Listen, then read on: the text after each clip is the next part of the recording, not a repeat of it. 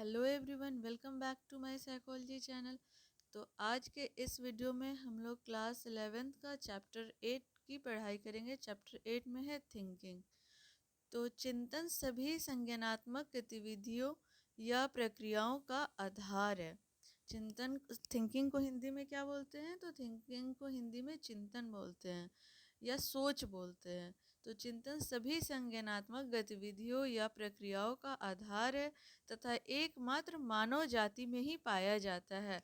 बाकी किसी भी जीव जंतु में, जैसे पशु पक्षी कीट मकोड़े में चिंतन नहीं पाया जाता है, क्योंकि उनके पास जो है वो फ्रंटल लोब जो है, जहाँ से हम लोग उच्च तार्किक सोच कर रखते हैं, सोच चिंतन करते हैं, वो उनमें नहीं पाया जाता है। वो सिर्फ मनुष्यों में पाया जाता है फ्रंटल लोब, जिससे कि हम लोग तार्किक चिंतन ये सब सोच कर सकते हैं। तो ये इसलिए ये सिर्फ मानव जाति में ही पाया जाता है। इसमें वातावरण से प्राप्त सूचनाओं का प्रहसन एवं विश्लेषण सम्मिलित है। उदाहरण के लिए एक पेंटिंग, मतलब जो चित्र होता है, उसको हम देखते समय हम पेंटिंग के रंग अथवा स्पर्श पर ध्यान नहीं देते कि वो किस रंग का है, बल्कि आप उसके साथ या हम उसके साथ उसको समझने के लिए चित्र से परे जाते हैं तथा सूचनाओं को अपने वर्तमान ज्ञान से जोड़ने का प्रयास करते हैं। अतः पेंटिंग की समझ में नए अर्थ का सृजन सम्मिलित है, जो हमारे ज्ञान में वृद्धि करता है। इस प्रकार चिंतन एक उच्चतर मानसिक प्रक्रिया है, जिसके द्वारा हम अर्जित अथवा वर्तमान सूचना का प्रहसन एवं विश्लेषण करते हैं। चिंतन प्रायः संगठित एवं लक्ष्य निर्देशित होता है। हर चिंतन क्या होता है? एक ऑर्गेनाइज्ड फॉर्म में होता है और गोल ओरिएंटेड होता है। तभी किसी कोई प्रॉब्लम आएगा तभी उसके बारे में हम लोग सोचेंगे, वो एक लक्ष्य निर्देशित होता है।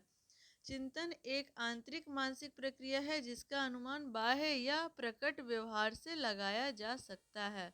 तो चिंतन क्या है? चिंतन एक मानसिक प्रक्रिया है जिसमें व्यक्ति प्रतीकों, अवधारणाओं और विचारों का उपयोग करके समस्याओं का समाधान करता है और अपने परिवेश को समझता है। यह एक अव्यक्त लक्ष्य निर्देशित होता है जिसमें याद रखना, योजना बनाना, तर्क करना और निर्णय लेना शामिल होता है। चिंतन को और क्या बोलते हैं? तो चिंतन को सोच भी कहते हैं। अभी हम लोग चिंतन समझ लिए कि चिंतन क्या है। अभी हम लोग इसकी विशेषताएं को देखते हैं। तो चिंतन की जो सबसे पहली, जो थिंकिंग की सबसे पहली कैरेक्टरिस्टिक्स है, वो है समस्या समाधान व्यवहार। चिंतन की शुरुआत किसी समस्या, बाधा या कठिनाई से होती है। जैसे कि अभी सबसे पहले बताया, अगर हम किसी चीज़ के बारे में सोचेंगे तो कोई प्रॉब्लम आएगा, उसके बाद ही हम उसका समस्या का समाधान करेंगे, उसके बारे में चिंतन करेंगे। तो चिंतन के लिए सबसे पहले क्या जरूरी है? तो एक समस्या होना जरूरी है। जब कोई व्यक्ति किसी समस्या का समाधान ढूंढता है तो क्या करता है? चिंतन करता है। आपके सामने भी कोई अगर मैथ्स का कोई क्वेश्चन आ गया, तो वो क्या हुआ? आपका एक प्रॉब्लम हुआ। उसके बाद आप उसको सॉल्व करने के लिए आप थोड़ा सा सोचेंगे, समझेंगे, वो क्या हुआ? चिंतन हुआ। उसके बाद जो है इसका दूसरा कैरेक्टरिस्टिक्स है, वो लक्ष्य निर्देशित होता है। चिंतन की एक निश्चित दिशा होती है, क्योंकि यह हमेशा किसी न किसी लक्ष्य की ओर उन्मुख होता है, जो कि समस्या का समाधान करना होता है। जैसे कि भी बताया, मैथ्स का क्वेश्चन आएगा तो आप उसके बारे में, वो प्रॉब्लम हुआ, फिर उसके बारे में आप चिंतन करेंगे, तो क्या हुआ? एक गोल ओरिएंटेड हुआ, लक्ष्य निर्देशित हुआ कि उस मैथ्स के प्रॉब्लम को ही आपको वहाँ सॉल्व करना है। ये नहीं कि बहुत सारे English, Hindi, geography, history, psychology सबको सॉल्व करना है। तो एक लक्ष्य निर्देशित हुआ क्या कि आपको अभी मैथ्स का ही क्वेश्चन सॉल्व करना है। तीसरा जो है मेन, जो थिंकिंग है, उसका जो थर्ड कैरेक्टरिस्टिक्स है, वो मानसिक प्रक्रिया, मेंटल प्रोसेस। यह एक आंतरिक और मानसिक प्रक्रिया है। यह एक इंटरनल मेंटल प्रोसेस है जिसे सीधा नहीं देखा जा सकता है। वो ब्रेन के अंदर ही होता है। ब्रेन में कहाँ होता है? तो फ्रंटल लोब में होता है। किसी व्यक्ति के व्यवहार को देखकर यह अनुमान लगाया जाता है कि वह क्या सोच रहा है। वो अगर जिस तरीके से बैठ रहा है, जिस तरीके से वो किसी चीज़ को देख रहा है, उसी से हम अनुमान लगा सकते हैं कि वो किस चीज़ के बारे में सोच रहा है। चौथा जो है उसका कैरेक्टरिस्टिक्स है थिंकिंग का, भूत, वर्तमान और भविष्य से संबंध। चिंतन की प्रक्रिया वर्तमान की समस्या को सुलझाने के लिए अतीत के अनुभवों का उपयोग करती है और भविष्य के लिए योजना बनाने में मदद करती है। चिंतन की जो प्रतिक्रिया है वो क्या है, वर्तमान की समस्या को सुलझाता है और अतीत के अनुभव का उपयोग करता है। जो पहले उसके साथ घट चुका है उससे एक्सपीरियंस लेता है, वर्तमान की समस्या प्रॉब्लम को सॉल्व करता है और फ्यूचर के लिए वो क्या करता है, प्लानिंग करता है।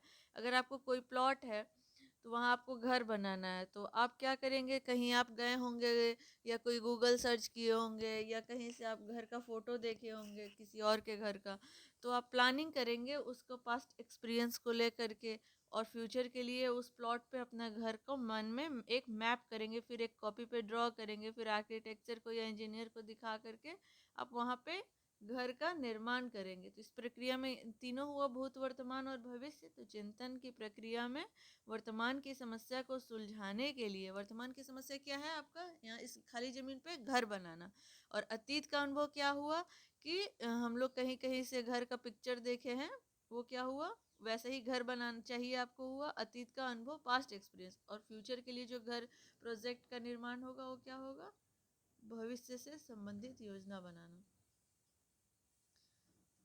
अब हम लोग पढ़ेंगे चिंतन के प्रकार। तो सबसे पहले इसमें आता है कॉन्वर्जेंट थिंकिंग, अभिसारी चिंतन। यह एक ऐसी सोच है जिसमें किसी समस्या का एक ही सही और तर्कसंगत उत्तर खोजने पर ध्यान केंद्रित किया जाता है, जैसे गणित की समस्या का हल करना। मतलब क्या हुआ, किसी समस्या का एक ही सही और सर्वोत्तम समाधान होता है, जैसे 2+2=4, 2+2=, और कुछ दूसरा नहीं होगा उसका जवाब, उसका वन वर्ड आंसर होगा 4। और दूसरा है अपसारी चिंतन, जिसे डाइवर्जेंट थिंकिंग भी कहते हैं। इस प्रकार के चिंतन में किसी समस्या के कई संभावित और रचनात्मक समाधानों की खोज की जाती है। यह अक्सर रचनात्मक और नवाचार से जुड़ा होता है। मतलब क्या हुआ, यह एक ऐसा विचार प्रक्रिया है जिसमें एक समस्या या प्रश्न के लिए अनेक विविध और रचनात्मक समाधान खोजे जाते हैं। जैसे क्या हुआ, अगर आपके पास पंख होते, एक उदाहरण है, अगर आपके पास पंख होते तो आप क्या करते, इसका हर कोई अलग अलग आंसर करता। जैसे मेरे मन में अगर आंसर आ गया कि मेरे पास अगर पंख होता तो मैं भी एरोप्लेन के जैसा उड़ जाती, हर कंट्री को फ्री ऑफ कॉस्ट घूम कर आ जाती, हर स्टेट को घूम कर आ जाती। कोई बोलता है कि मेरे पास पंख रहता तो मैं चिड़िया के जैसा हर पेड़ पे बैठती, हर फूल पे बैठती। तो वो हर किसी का अलग अलग आंसर हो सकता है, वो हजारों लोगों का अलग अलग जवाब हो सकता है, आपका अलग जवाब हो सकता है, मेरा अलग जवाब हो सकता है। तो अभी अपसारी चिंतन क्या हुआ, एक समस्या या एक प्रश्न के लिए बहुत सारा रचनात्मक समाधान होता है, खोजे जाते हैं। तीसरा जो है क्रिटिकल थिंकिंग, आलोचनात्मक चिंतन। इसमें किसी विचार, वस्तु या तथ्य को स्वीकार करने से पहले उसके गुण और दोषों की जांच की परख की जाती है। मतलब क्या हुआ, किसी भी जानकारी, विचार या समस्या को निष्पक्ष रूप से विश्लेषण, मूल्यांकन और व्याख्या करना, ताकि एक विश्वसनीय निर्णय तक पहुंचा जा सके।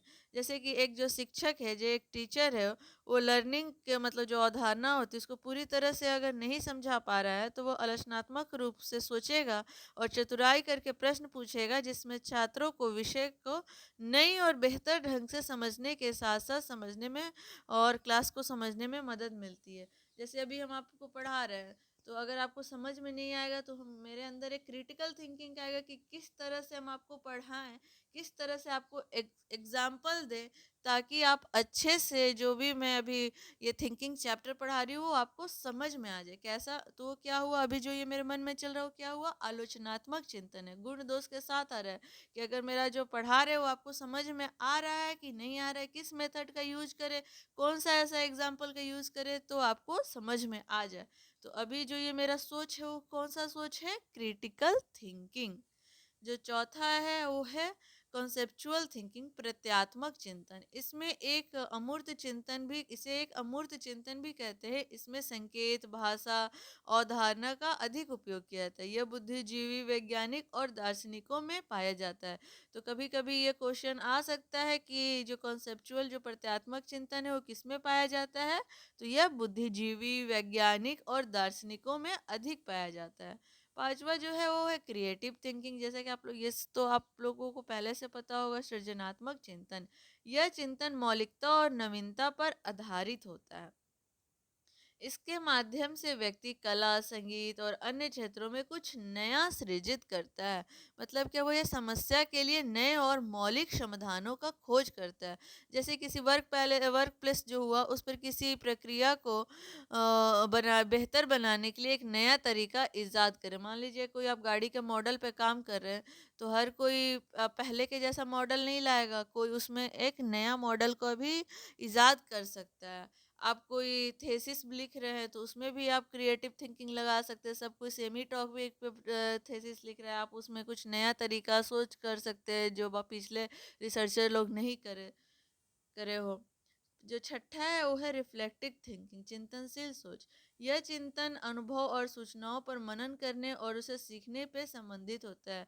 अगर किसी थिंकिंग में अगर कोई बैठ करके कोई चिंतन करता है, अपना अनुभव और सूचनाओं का मनन करता है और उनसे सीखने से संबंधित कार्य को क्या कहते हैं? चिंतन, रिफ्लेक्टिव थिंकिंग या चिंतनशील सोच। अब हम लोग इसका कैरेक्टरिस्टिक्स पढ़ लिए, अभी टाइप भी पढ़ लिए, अभी हम लोग पढ़ेंगे इसके चरण, स्टेप्स। तो कोई भी चिंतन का सबसे पहला क्या होता है, जैसे कि पहले भी बताया कि चिंतन क्यों हम करेंगे, अगर कोई प्रॉब्लम आएगा तभी उसके बारे में सोचेंगे। तो चिंतन का सबसे पहले क्या हुआ स्टेज या स्टेप, तो समस्या की शुरुआत। ये भी ऑब्जेक्टिव का क्वेश्चन है कि चिंतन किस चीज़ से शुरू होता है। तो बहुत ही काफ़ी सरल आंसर है कि हम चिंतन किसी चीज़ के बारे में करेंगे तो कोई प्रॉब्लम तो होना ही चाहिए, तभी उसके बारे में। यहाँ प्रॉब्लम का मतलब कोई क्वेश्चन या कोई टॉपिक। तो चिंतन की प्रक्रिया किसी समस्या या प्रश्न से शुरू होती है। फिर चिंतन का जो दूसरा स्टेप है वो है विचारों का स्मरण। तो समस्या को हल करने के लिए संबंधित जानकारी या अवधारणाओं को याद किया जाता है, वो क्या हुआ, विचारों का स्मरण। फिर उसमें कुछ मानसिक जोड़ तोड़ की जाती है, सूचनाओं का विश्लेषण और तर्क और कल्पना का उपयोग करके मानसिक में हेर फेर किया जाता है। फिर जो चौथा आता है, तब आता है क्या है, कंक्लूजन। तो चिंतन के परिणाम स्वरूप निर्णय, समस्या समाधान, निष्कर्ष पर जो पहुंचा जाता है, तो समस्या का समाधान होने पर चिंतन की प्रक्रिया समाप्त हो जाती है। तो चिंतन शुरू होती है प्रॉब्लम से और अंत होती है समाधान या कंक्लूजन से। और बीच में उसका हम लोग विचार का स्मरण करेंगे, कोई कोई विचार आएगा, फिर मानसिक जोड़ तोड़ करेंगे, फिर लास्ट में हम लोग कंक्लूजन पे पहुंच जाते हैं। तो अब चिंतन का जो है, थिंकिंग है, जो सोच है, उसका क्या महत्व है, वो भी हम लोग, महत्व तो हम लोग कब से देख रहे, पढ़ रहे कि क्या होता है चिंतन, अभी हम लोग उसका वैल्यू जानते हैं। तो मनोविज्ञान में चिंतन को मानव व्यवहार का एक मुख्य हिस्सा माना जाता है। मानव व्यवहार का क्यों, क्योंकि मनुष्य में ही चिंतन होता है, मनुष्य में ही फ्रंटल लॉब बहुत ज़्यादा उच्च तार्किक सोच रखता है। यह हमें सीखने, समस्या समाधान, निर्णय लेना और जटिल चुनौतियों का समाधान खोजने में मदद करता है। अगर हम चिंतन नहीं करेंगे तो समस्या समाधान, निर्णय लेने में हमें परेशानी होगी। कोई भी प्रॉब्लम आया और हम तुरंत उसको सॉल्व कर देंगे, तो अच्छे से उसको हम गलत भी सॉल्व कर सकते हैं, लेकिन उसको हम सोच के, समझ के, निर्णय लेके उसको चुनौती का समाधान करेंगे तो हम लोग सही आंसर दे सकते हैं या प्रॉब्लम को सॉल्व कर सकते हैं। हमारे चिंतन का तरीका हमारे भावात्मक और शारीरिक स्वास्थ्य को भी प्रभावित कर सकता है। चलिए अब इसको हम एक उदाहरण से समझते हैं। तो ये एक सकारात्मक चिंतन, अगर हम कोई पॉजिटिव थिंकिंग करते हैं, उत्तम स्वास्थ्य और बेहतर व्यक्तित्व की कुंजी हो सकता है। जबकि नकारात्मक चिंतन चिंता और अवसाद को बढ़ा सकता है। अगर हम किसी बारे में पॉजिटिव सोचेंगे तो हमारे, हमेशा बोलना चाहिए ना, हमेशा अच्छा बोलिए, हमेशा अच्छा सोचिए, उससे क्या होगा, हमारा जो हेल्थ है और जो हमारा पर्सनालिटी है वो बेहतर और डेवलप होगा। अगर हम किसी के बारे में हमेशा निगेटिव सोचेंगे, निगेटिव बोलेंगे, तो क्या होगा, डिप्रेशन, एंजाइटी के हम शिकार हो जाएंगे। तो आप लोग थिंकिंग चैप्टर को अच्छे से समझ गए होंगे। तो ये चैप्टर 8 था और अब बस एक ही चैप्टर बचा है 11th क्लास में, चैप्टर 9 मोटिवेशन और इमोशन। उसके साथ ही 11th क्लास का पूरा चैप्टर कंप्लीट हो जाएगा, फिर हम लोग 12th क्लास का पढ़ाई करेंगे।